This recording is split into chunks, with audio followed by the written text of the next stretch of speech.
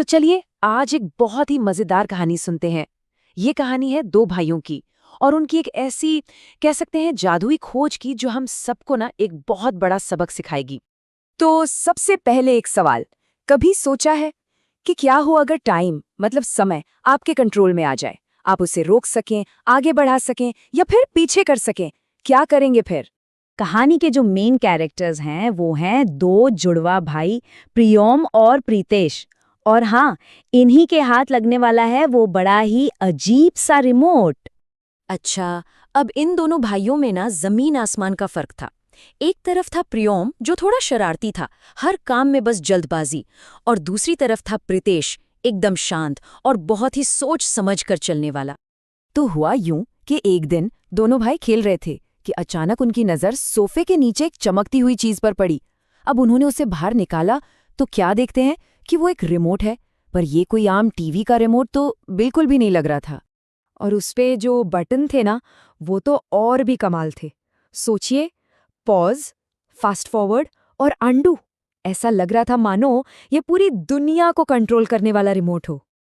अब जब हाथ में इतनी बड़ी पावर आ ही गई थी तो उन्होंने वही किया जो शायद कोई भी बच्चा करता है। उन्होंने टाइम के साथ, समय के साथ खेलना शुरू कर दिया। और हमेशा की तरह जल्दबाज प्रियोम से तो बिल्कुल रहा नहीं गया। उसने झट से पूछा, क्या मैं इसे ट्राई करके देखूं? और जैसे ही उसने पॉज का बटन दबाया, सब कुछ थम गया। पूरी दुनिया एक तस्वीर जैसी बन गई। किचन में माँ के हाथ हवा में ही रुक गए और दीवार पे जो घड़ी थी ना, उसकी सुइयां भी एकदम साकित हो गई। शुरू में तो ये सब बहुत मजेदार लग रहा था, एक खेल की तरह, पर उन्हें जरा भी अंदाजा नहीं था कि ये मजेदार खेल कब एक खतरनाक शरारत में बदल जाएगा। हुआ ये कि प्रियोम ने मजे मजे में फास्ट फॉरवर्ड का बटन दबा दिया और बस पलक झपकते ही शाम हो गई। तभी प्रीतेश को याद आया, अरे हमारा होमवर्क वो तो रह ही गया। अब ये सुनते ही प्रियोम ने घबराकर फौरन अंडू का बटन दबा दिया। लेकिन अब कहानी में एक सीरियस मोड़ आने वाला था। रिमोट का इतना ज्यादा इस्तेमाल अब उन्हीं पर भारी पड़ने वाला था। अचानक उस रिमोट से एक मशीनी आवाज गूंजी और उस पर लिखा हुआ आया, अत्यधिक उपयोग, सिस्टम में त्रुटि।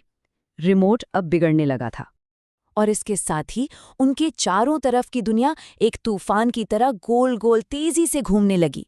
सब कुछ कंट्रोल से बाहर हो रहा था।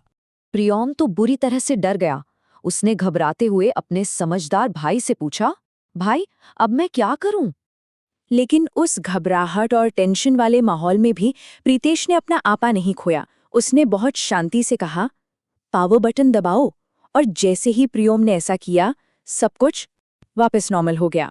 इस डरावने एक्सपीरियंस के बाद दोनों भाइयों को एक बहुत बहुत जरूरी सबक मिला। उन्हें यह एहसास हुआ कि समय कोई खिलौना नहीं है, उसके साथ खेलना कितना खतरनाक हो सकता है। और पता है, जैसे ही उन्हें ये बात समझ आई, वो जादुई रिमोट हवा में जैसे घुलकर गायब हो गया। तो इस पूरी कहानी से हमें क्या सीखने को मिलता है? यही कि असली ताकत समय को रोकने या बदलने में नहीं है, बल्कि उसे समझदारी से सही तरीके से इस्तेमाल करने में है। थोड़ी देर बाद जब उनकी माँ ने पूछा, आज तुम दोनों इतने शांत शांत कैसे हो? तो प्रियोम ने मुस्कुराते हुए कहा, बस माँ, अब से सारा काम टाइम पर होगा। इस पर प्रीतेश ने धीरे से जोड़ा, क्योंकि असली जादू तो समय में ही है।